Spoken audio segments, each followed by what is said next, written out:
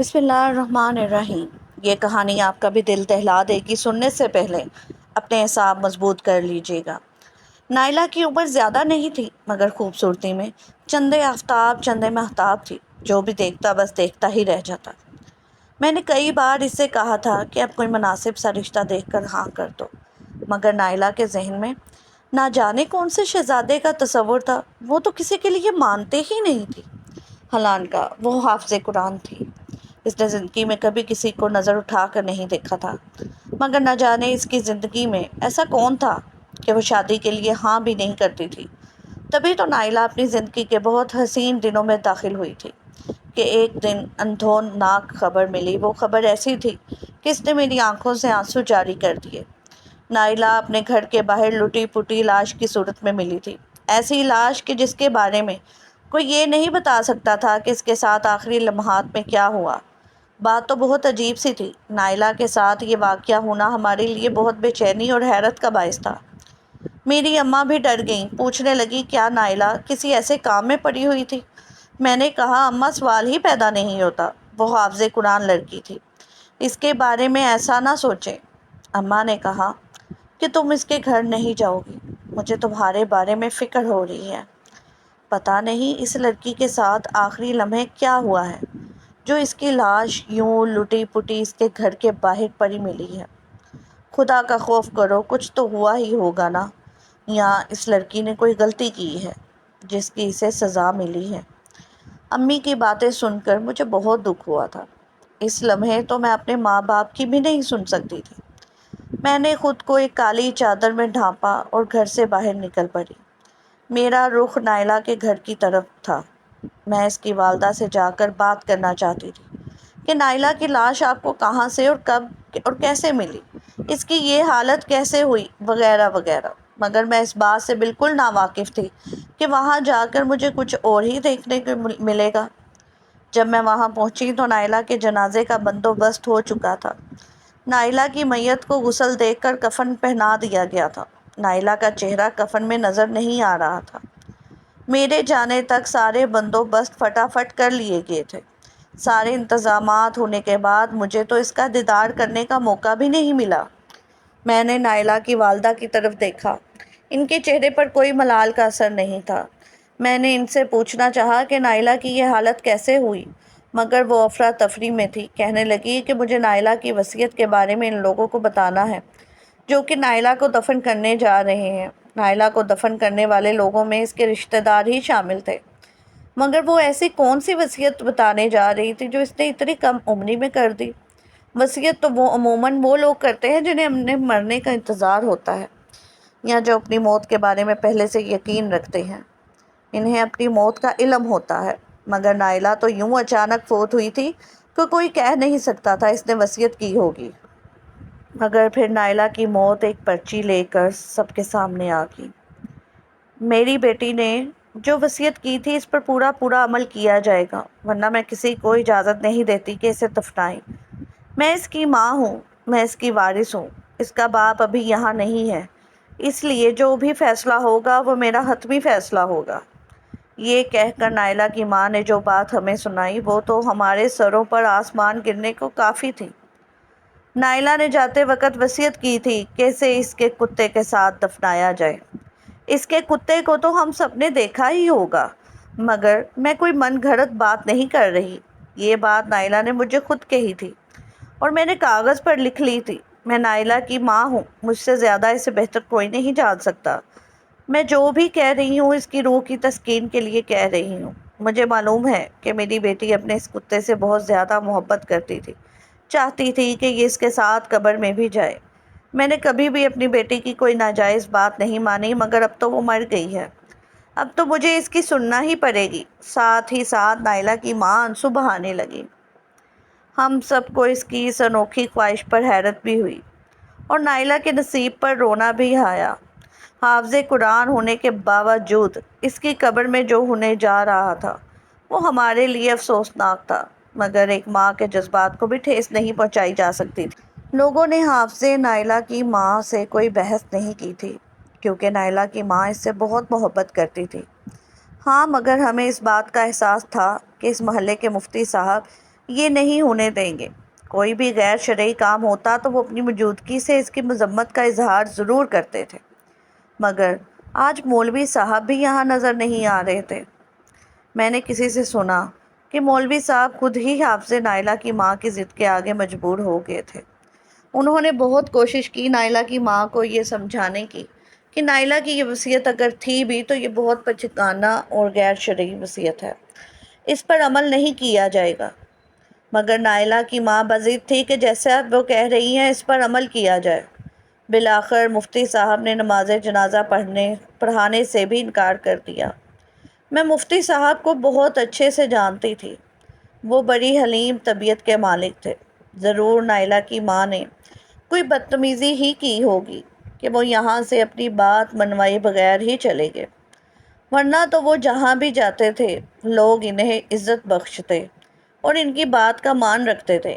نائلہ کی ماں کے لیے یہ بات بڑی ضرور ہو گئی تھی کہ وہ اپنی بیٹی کی وصیت پر عمل کریں۔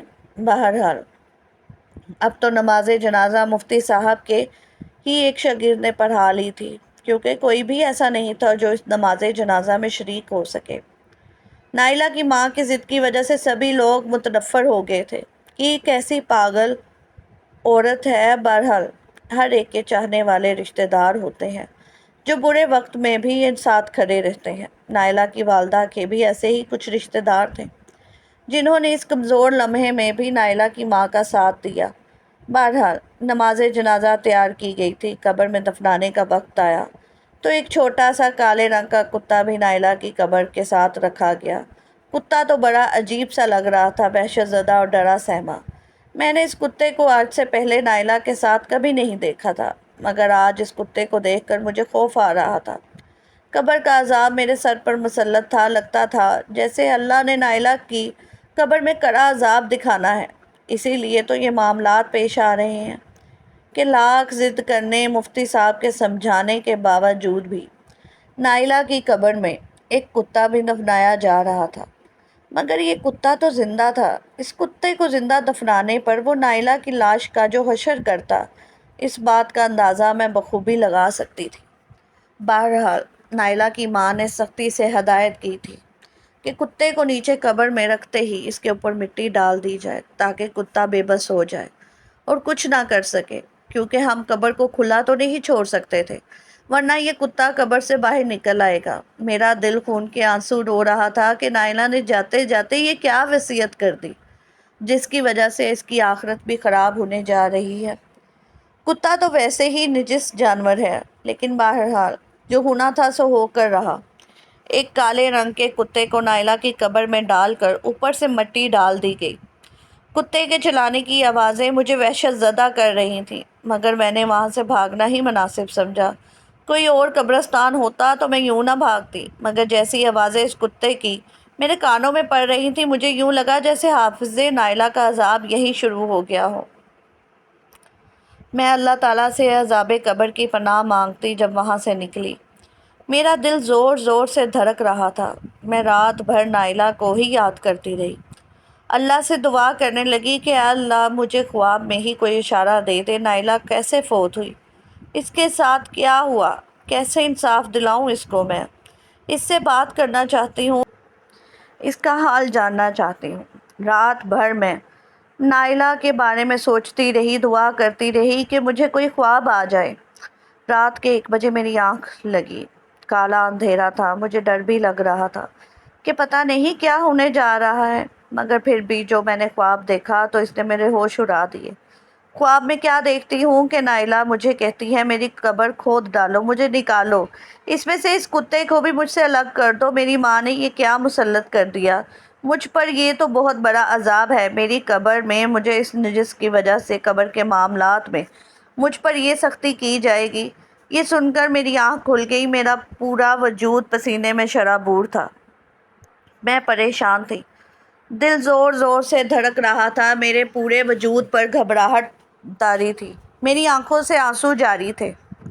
دل چاہ رہا تھا کہ ابھی نائلہ کی قبر پر چلی جاؤں، وہاں جا کر اس سے پوچھوں، اس کی قبر کھود ڈالوں، وہ کتا نکالوں اور سب کو بتاؤں کہ نائلہ کی ماں نے بہت بڑی بے وقوفی کی ہے۔ میں نے خود کو ایک کالی چادر میں ڈھانپا اور باہر نکل گئی۔ میں اپنے کمرے سے باہر نکلی تو گھر میں کالا سناٹا چھایا ہوا تھا۔ گہری خاموشی نے مجھے مزید ڈرا دیا تھا، مگر مجھے نائلہ کی قبر پر جانا تھا۔ اسی لیے میں نے پکا ٹھان لیا تھا کہ میں نائلہ کی قبر پر ابھی اور اسی وقت جاؤں گی، ذرا بھی دیر نہیں کروں گی۔ وہ تو میری دیرینہ سہیلی تھی، لیکن میں نے پاؤں میں جوتے نہیں پہنے کہ کہیں میرے جوتوں کی آواز سے میرے گھر والے نہ جاگ جائیں۔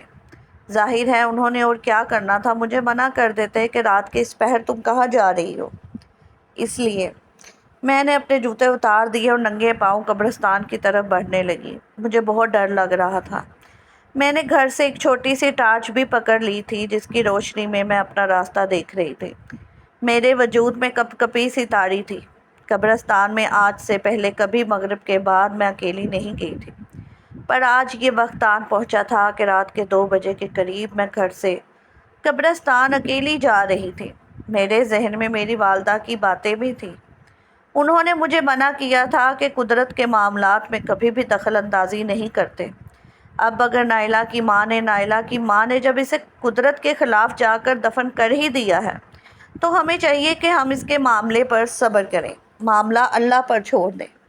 اگر وہ اللہ کی نیک بندی ہوئی تو اللہ اسے عذاب نہیں دے گا، لیکن اگر اللہ نے اسے عذاب دینا چاہا تو تم میں سے کوئی بھی اسے بچا نہیں سکتا۔ میری والدہ کی بات تو ٹھیک تھی، مگر انسان کبھی اپنے جذبات کے ہاتھوں مجبور ہو ہی جاتا ہے۔ تقریباً 5 منٹ چلنے کے بعد میں قبرستان میں داخل ہو گئی تھی۔ ٹڈیوں کی راگ نے ماحول کو مزید خوفناک بنا دیا تھا۔ ہلکی ہلکی ٹھنڈ بھی تھی۔ میرے پاؤں پر چھوٹے چھوٹے کانٹے چبھنا شروع ہو گئے۔ ظاہر ہے قبرستان میں کون سا قالین بچھی ہوئی تھی۔ مجھے نائلہ کی قبر ڈھونڈنے میں زیادہ دشواری پیش نہیں آئی تھی۔ سامنے ہی اس کی کچی قبر تھی، جس پر مٹی ابھی بھی تازہ تھی۔ میں قبر کے قریب پہنچی۔ قبر کی ٹھنڈی ٹھنڈی مٹی مجھے مزید جذباتی کر دیتی تھی۔ میں دل میں ان لوگوں کو کوسنے لگی جنہوں نے نائلہ کو اتنا بدکار سمجھ لیا تھا کہ اس کی قبر کے عذاب میں باتیں کرنے لگے۔ اس کی قبر کی تو مٹی بھی ٹھنڈی تھی، مگر اگلے ہی لمحے جو ہوا اس نے میرے رونگٹے کھڑے کر دیے۔ میرا تو دل دھڑکنا بند ہو گیا تھا۔ جیسے اتنا خوفناک منظر میں نے زندگی میں پہلی اور آخری بار دیکھا تھا۔ میں اب نائلہ کی قبر پر سے مٹی ہٹانا چاہتی تھی، مگر جیسے ہی میں نے مٹی ہٹائی تو اندر میرا ہاتھ کسی نرم چیز پر لگا۔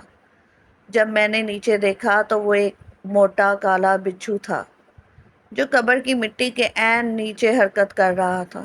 میرے پاؤں تلے سے تو زمین نکل گئی، مگر اسی وقت مجھے احساس ہوا کہ میں جس مٹی پر بیٹھی ہوئی ہوں اس کے نیچے بھی بہت سارے بچھو ہیں۔ ابھی تو میں اسی شوق سے نہیں نکلی تھی کہ مجھے اپنے قریب بچھوؤں کی ایک فوج آتی محسوس ہوئی۔ میرا دل چاہا کہ زمین پھٹے اور میں اس میں سما جاؤں، یا آسمان سے کوئی ہاتھ بڑھا کر مجھے اس عذاب سے بچا لے۔ میرا دل خون کے آنسو رونے لگا کہ میں یہاں کیوں آئی ہوں۔ اتنے موٹے کالے زہریلے بچھو میں نے آج تک کسی فلم میں بھی نہیں دیکھے تھے جتنے میں اس وقت دیکھ پا رہی تھی۔ یا اللہ مجھے بچا لے، مجھے تیرے قانون کے آگے نہیں آنا چاہیے تھا۔ میں اللہ سے اونچی آواز میں دعائیں کرنے لگی۔ میرا دل کانپ رہا تھا، مگر کسی صورت بھی میں یہاں سے ہل نہیں پا رہی تھی۔ میں تو مارے ڈر کے ساکت ہو کر رہ گئی تھی۔ میں نے سوچا نہیں تھا کہ نائلہ کی قبر پر مجھے یہ کچھ دیکھنے کو ملے گا۔ رفتہ رفتہ بسم اللہ پڑھتی میں کھڑی ہو گئی اور وہاں سے آگے قدم رکھا جہاں زمین بچھوؤں سے خالی تھی۔ میں پچھلی طرف جانے لگی تھی۔ بڑی مشکل سے میں نے خود کو بچایا اور قبرستان سے باہر نکلی۔ لگ رہا تھا جیسے میری دھڑکنیں میرا ساتھ چھوڑ چکی ہیں۔ سمجھ نہیں آ رہا تھا کہ ہوا کیا ہے۔ میں نے الٹے پاؤں اپنے گھر کی طرف دوڑ لگا دی۔ میرا ذہن الجھا ہوا تھا۔ اس وقت میرے ذہن میں بھی بہت سارے خیال آ رہے تھے۔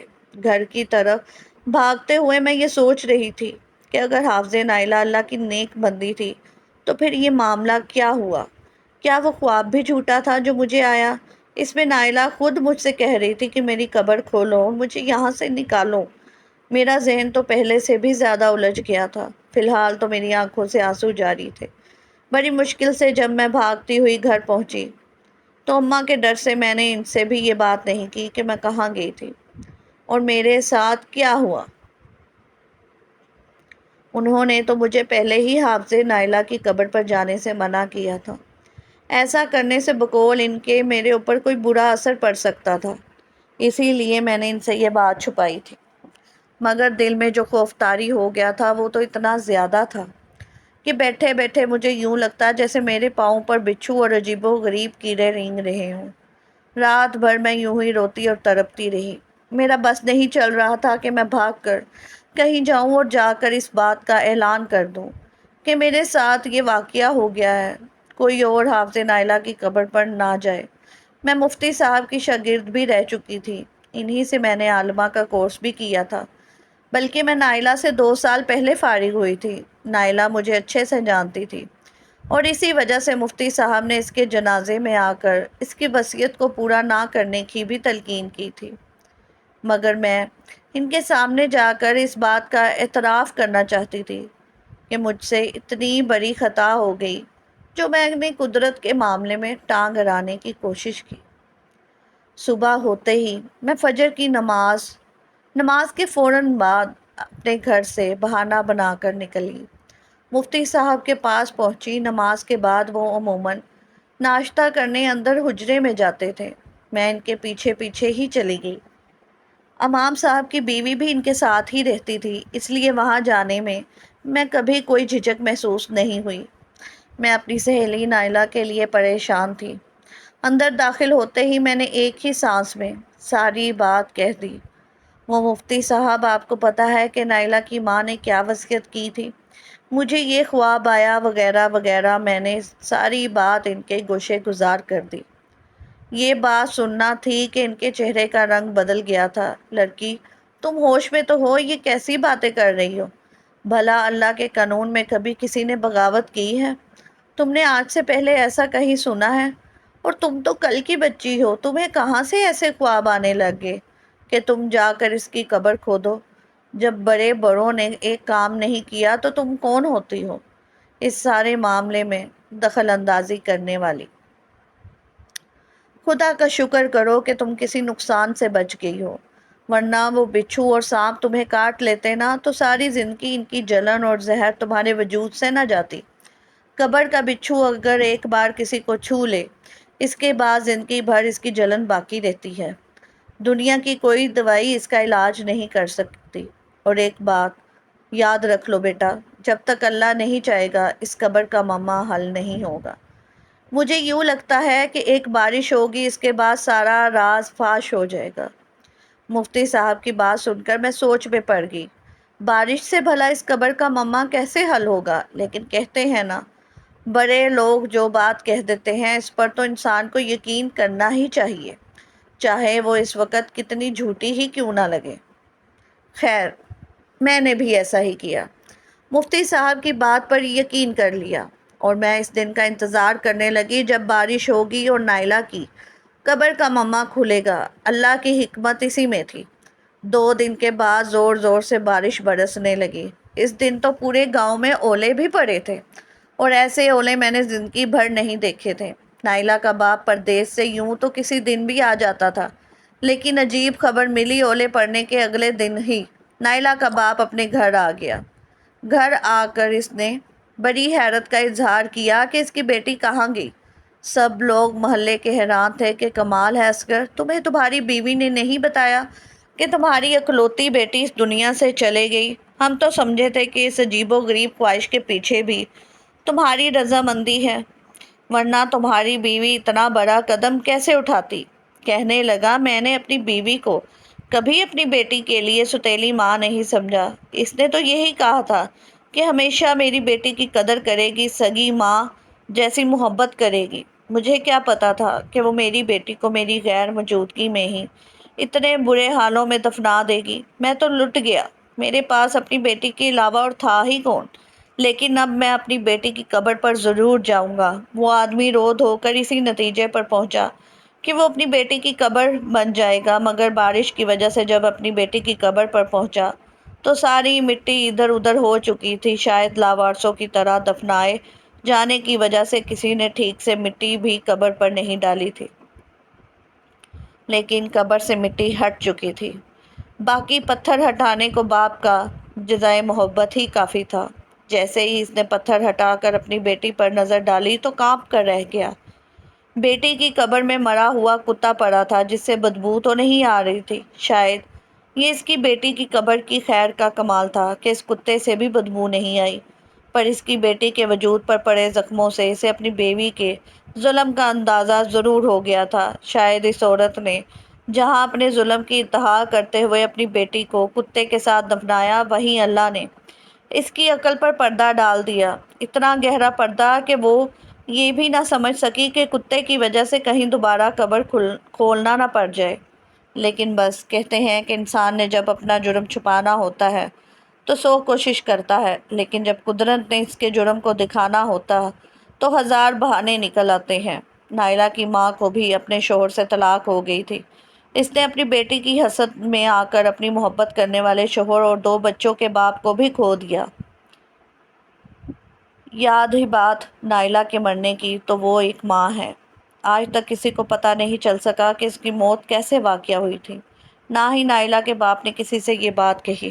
شاید یہ اس کی کردار کی عظمت ہے کہ اس نے اپنی سابقہ بیوی کے راز کو بھی لوگوں کے سامنے افشا نہیں کیا اور اپنی اکلوتی بیٹی کا قتل اسے معاف کر دیا، ورنہ اور کوئی ہوتا تو ایسی عورت کے پرخچے اڑا دیتا۔